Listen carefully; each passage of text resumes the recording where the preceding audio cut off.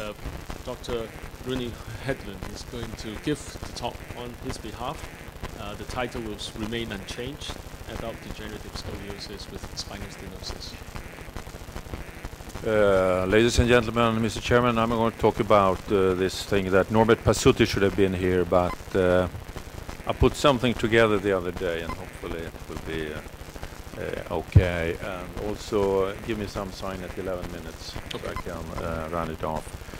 So I'm going to talk about adult degenerative scoliosis with spinal stenosis, and with particular emphasis on the spinal stenosis issue. I'm going to talk about the indications and the evidence.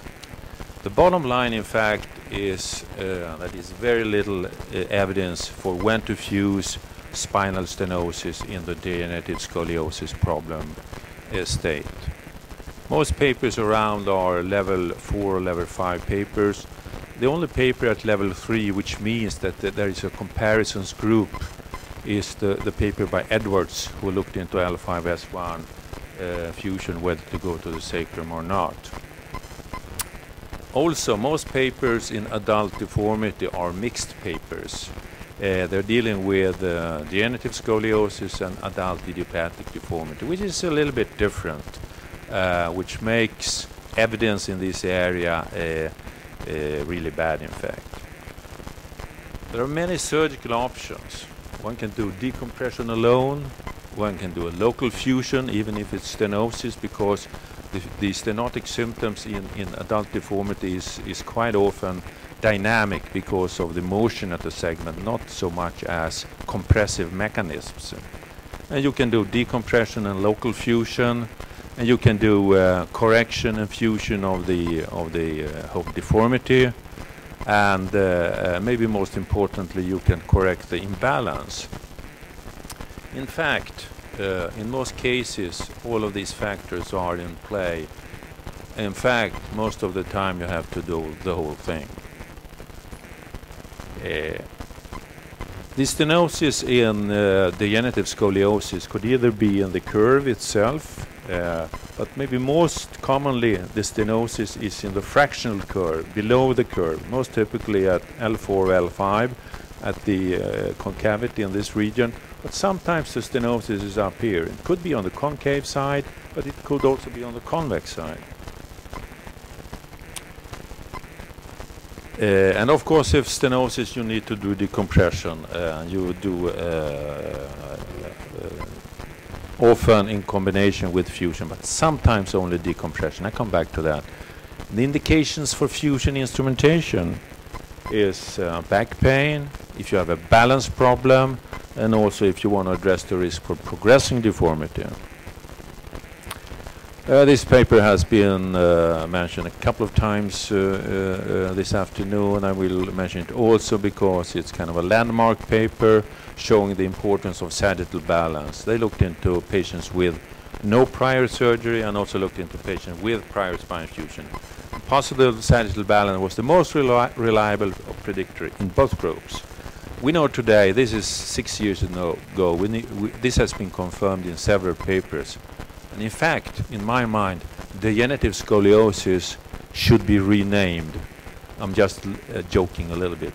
It's degenerative kyphosis. It's the kyphosis thing that is the key to understand this problem and the key to a good outcome. So you may almost forget the AP standing view. I'm just kidding a little bit, of course, but this is very much truth in it. Stop looking at the AP view. Look at the sagittal view, and your patients will the outcome is much better. Basic question: when is fusion necessary? And a couple of reviews has been done. None of them systematic. Couple of them so-called expert reviews. You can see them on the slide. In fact, they are not very helpful. They come up with some general indications for fusion, like in the Gupta review, that fusion should be done when you have a Cobb angle a little bit bigger. And he also claimed it's difficult to define this Cobb angle, and it is. In fact, in my mind, it does not depend on the Cobb angle.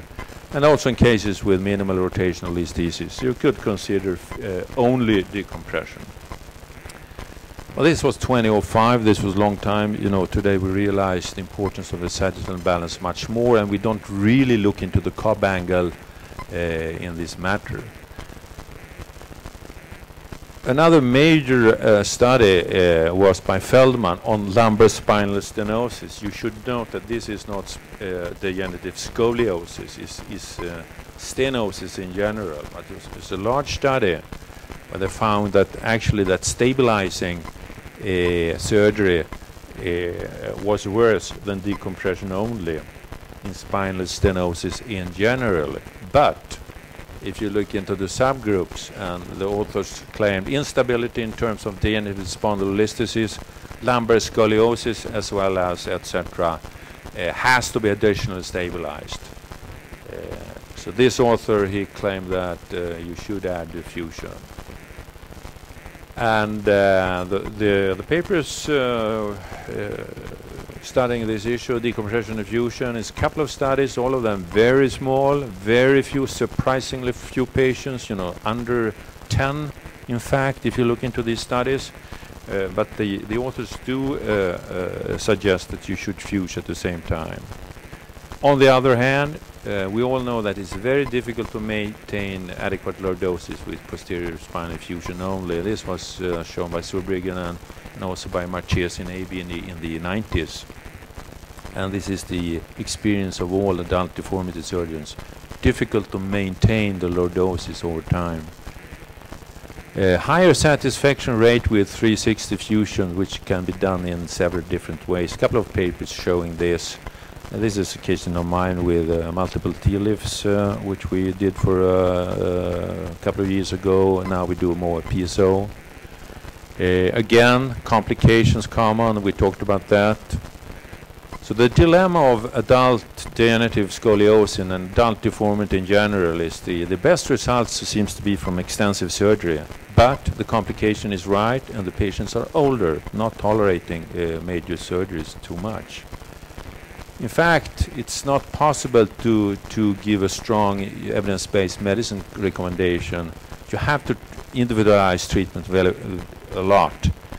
Decompression, fusion, balance restoration above all is important. Adapt your technique to the individual case, often including osteotomies, Smith-Peterson osteotomies, or PSO.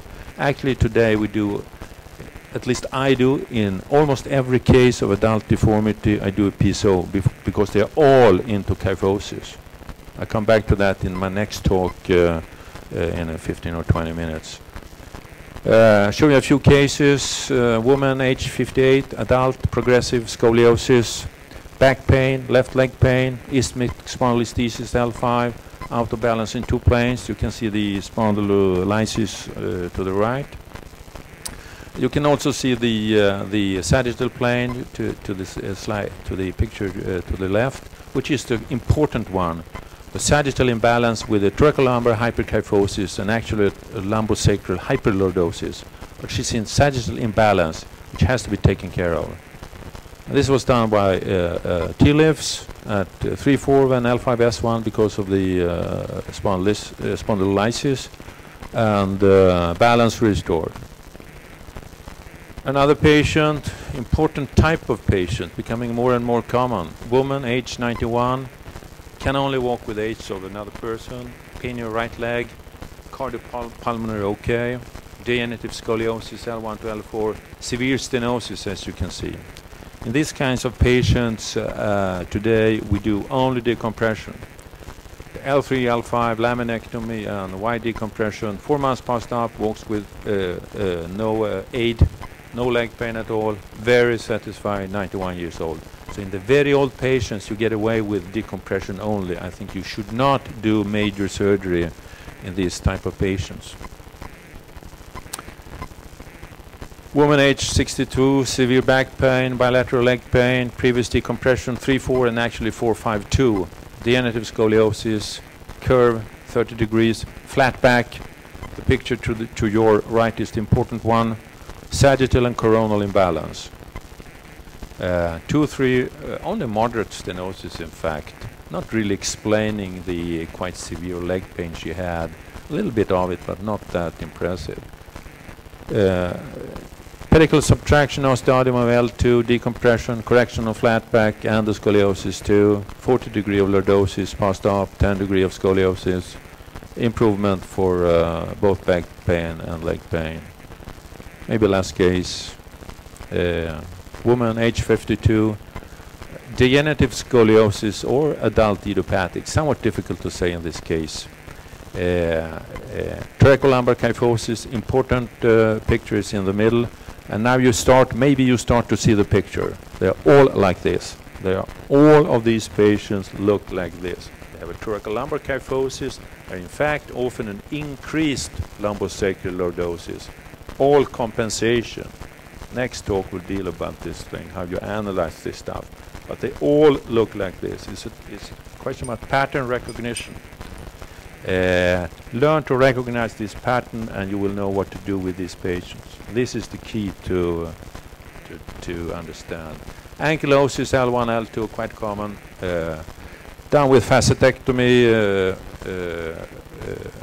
L1, L2 with osteotomy to release in T-lifts 1, 2, 2, 3, and 3, 4. Back to work at 4 months and 2 years follow-up. Still great. To sum up, decompression only, age above 75, no back pain, small curve, no sagittal imbalance, that's the important thing. Decompression, instrumentation, effusion, the whole deal. You have to do if there is back pain, you have to do if this curve is large, and you have to do it if it's sagittal imbalance, which is almost the case, I would claim. But if the patient is above 75, she has back pain, she has sagittal imbalance, she has stenosis. I agree with the previous speaker. Someone said this, maybe both. Consider further conservative treatment because the surgery you have to do to correct this stuff is just too much for most of these patients. You can get away, of course, with some patients, but if you have this major problem, maybe the limitations of spine surgeries are reached as of today. Thank you very much. Thank you. Thank you. Having heard the previous 3 talks, I tend to think that we should keep all the questions until the end because there's quite a bit of repetition.